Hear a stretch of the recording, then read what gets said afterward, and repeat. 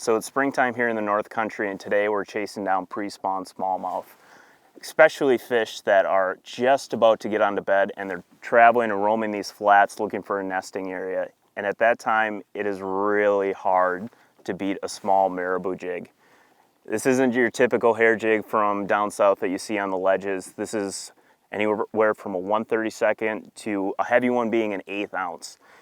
And why does this crazy piece of fluff work so well? Well, honestly, you know, they eat bugs, they eat leeches. It can mimic those things, maybe a crayfish or a minnow, but it is such a subtle technique.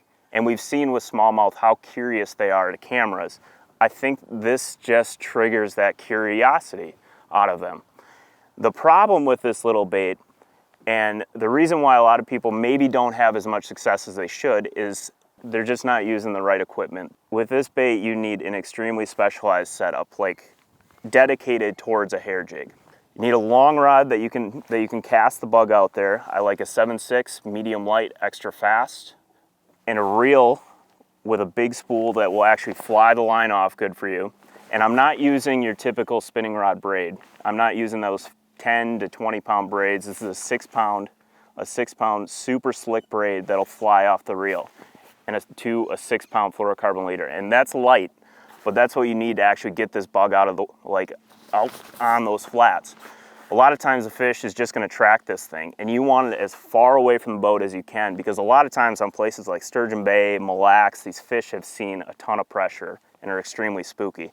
So if you can get this thing farther than most people who are, you know, fishing in front of you, I guarantee you'll have a lot more success with it. The big key with this hair jig is floating it through the water column rather than jigging it like a Ned rig or a tube, but slowly working this thing through the water column, turning that reel handle over slowly, and just letting those fish find it, track it down, and they'll pluck it.